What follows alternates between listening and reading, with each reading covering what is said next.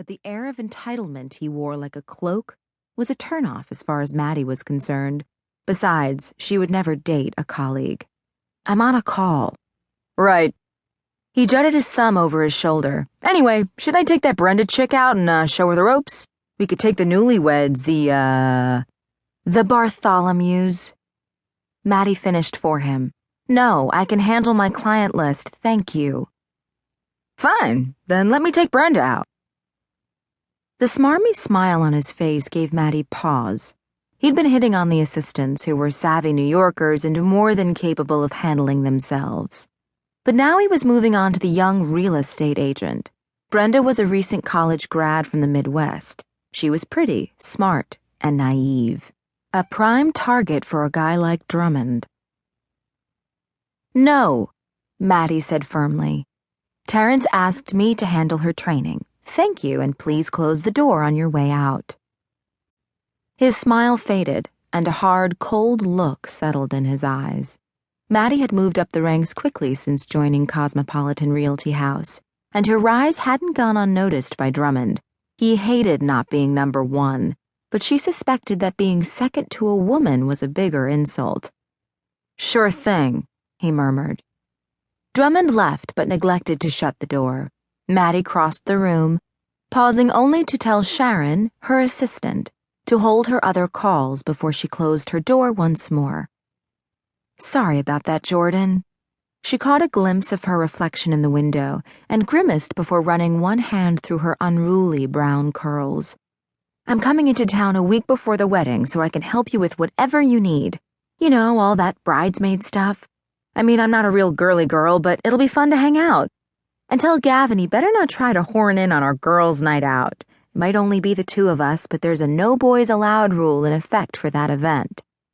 "I wouldn't worry about that," Jordan said through a chuckle. "All 4 of his brothers are coming in early as well. From what I hear, Ronan has quite the bachelor party planned.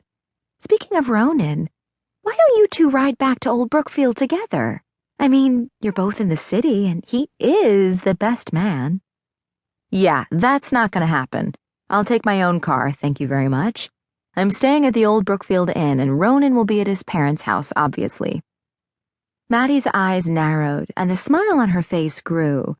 "Your matchmaking scheme hasn't worked, Jordan, but I'll give you and Gavin an A for effort." "What are you talking about?" Jordan asked with feigned innocence. "When you moved to the city last year, Gavin merely suggested that Ronan should look out for you. He's been a cop there for over a decade. Besides, I heard through the McGuire brother grapevine that you two have been going running on the weekends.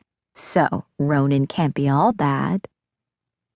Nope, that was half the problem. He was exactly the right kind of bad. They had gone jogging in Central Park almost every weekend for the past several months. But Maddy had made it clear from the start. She wasn't interested in dating. Not him nor anyone else. Friends? Sure. Romance? No way. Her heart couldn't take another turn through the shredder. Dating a cop just because he also happened to be one of the sexiest men God ever put on this earth would not be a smart move. Besides, Ronan had a reputation as a total ladies' man. Not that she could blame any woman for taking a ride on that handsome train. When he flashed that lopsided grin and his bluish-green eyes crinkled at the corners, it took superwoman strength for Maddy not to drop her panties. He was a combination of mischievous little boy and irresistible alpha male, a deadly pairing. Ronan McGuire was wickedly sexy. The worst part was that he knew it. "Well, yeah," Maddy said quickly. She sat at her desk and spun the chair to face the window so she could see the rest of the world. Living and working in this city made her feel like a rat in a cage sometimes. Running around, getting sweaty and panting in the cold is not exactly dating, Jordan. "Sweaty and panting sounds promising," Jordan teased. Maddy's face flushed. "That's not what I meant," she quickly added. "I was talking about Bowser." "Sure," her friend said slowly. "Sure you were." "You know, Ronan doesn't go anywhere without that dog. Speaking of which, are you prepared to have a drooling animal at your wedding?" "Oh, fine, change the subject."